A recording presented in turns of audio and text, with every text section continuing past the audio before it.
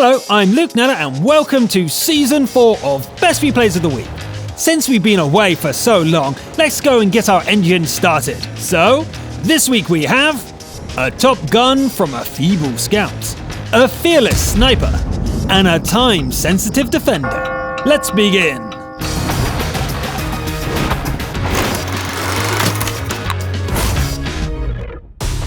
Let's jump right in with a steel wall from the EU region, where Nobody 686 puts the glacius plate of a VK4502P Ausfertigung Bear to the ultimate test. The map is fjords and the big VK is top dog in the matchmaking.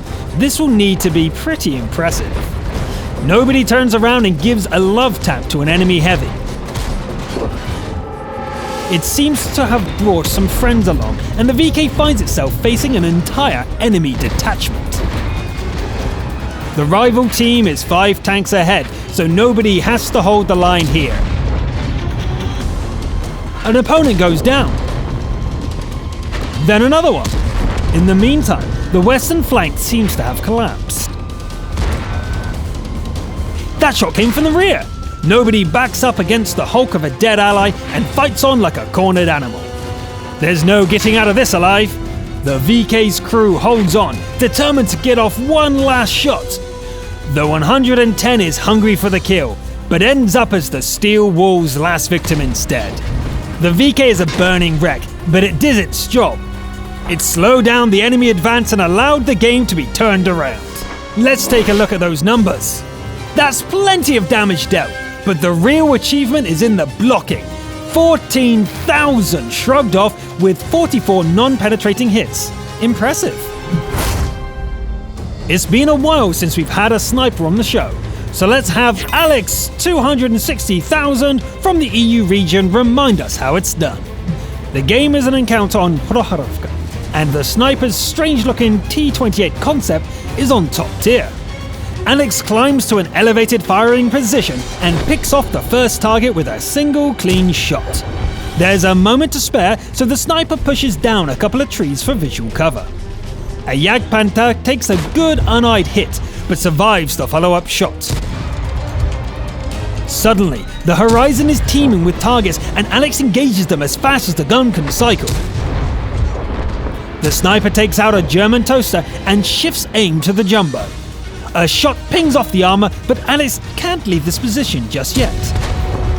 There's more incoming fire and the last ally blows up. The sniper finishes off the unseen Porsche Tiger and withdraws from the position. Sometimes there's no option but to wade into close combat. Alex pushes forward and takes out an easy 8 with a pair of shots. An artillery strike blows off a track. Alex repairs it in a flash and retaliates by taking out the other SPG. The VK3002M would be a deadly opponent in close combat, but it challenges the sniper to a long-range duel instead.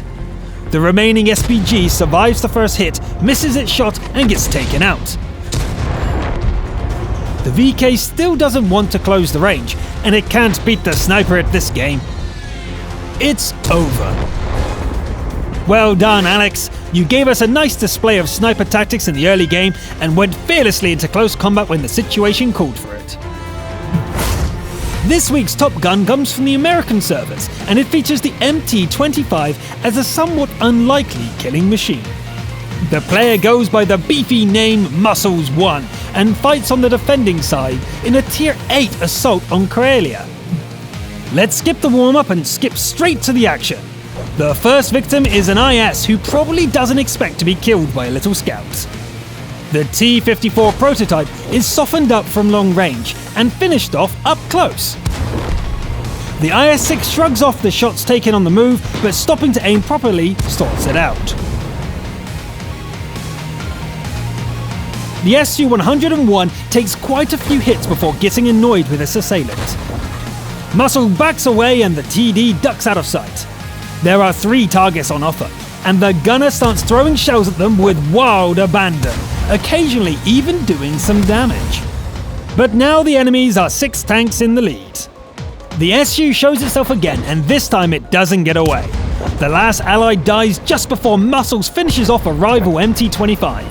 even after that kill, the game is 1 against 7. An SPG tries going for a shotgun charge, but Muscles pecks it to death instead. The Killer Scout races east to open up some distance, dealing with another SPG on the way. The next challenger is a Comet, but Muscles is way too strong for him. The M12 tries its luck as well, but doesn't do any better. There's only a minute on the clock, and Muscles just needs to survive for a win. A T-25-2 tries to make sure it doesn't happen, but gets outplayed by the little killer.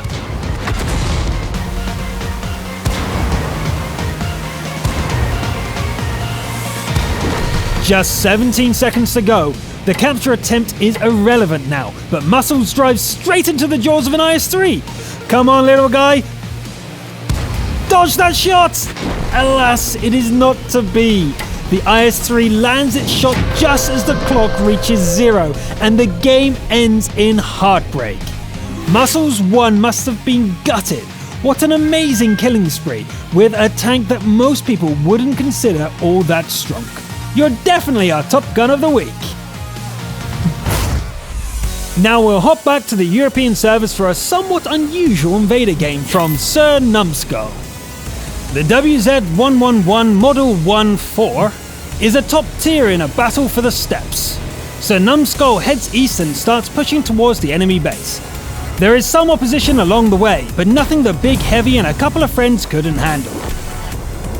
The Su-152 is a juicy target, but a T-44 makes a nuisance of itself.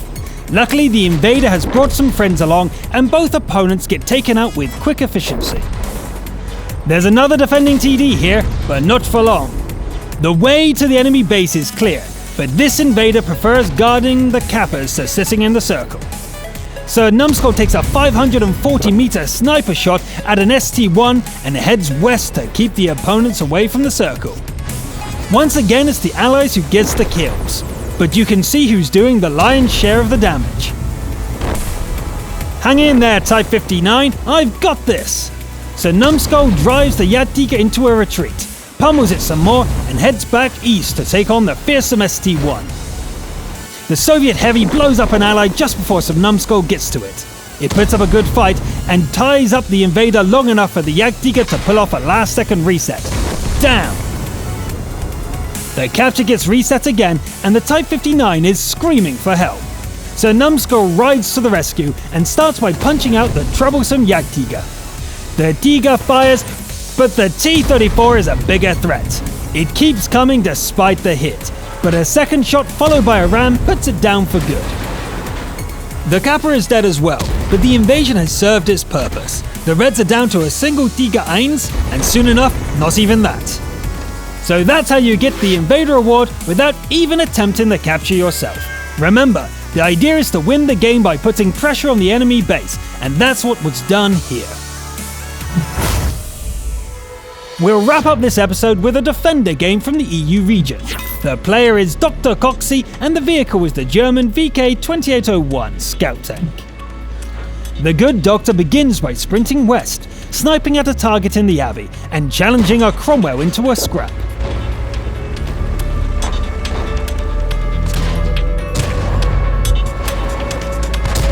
The push seems to be going well, so Dr. Coxey heads for the high ground to help out. However, by the time the VK gets there, all friendlies have been wiped out. The remaining teammates are going for another attempt. At first, Dr. Coxey follows, but soon sees that the situation is hopeless and breaks away just in time. Eek! Now it's just the Doctor and a single SPG against 7 hostiles. Well, it's time for a hero to step forth. The Defender swaps in a high explosive and distracts the KV-1 until the RT is able to finish it off. Waiting for enemies to turn up is not an option, so Coxey goes looking for them. The Doctor's companion is sadly popped by counter RT, leaving the game 1 against 6, with no chance of regenerating. The Doctor spots one of the RTs but messes up the ambush. Luckily, the AMX whiffs its shot as well, giving the Defender the opportunity to do it right on the second attempt. There was a short capture warning, but Dr. Coxey would like to deal with the remaining SPGs first.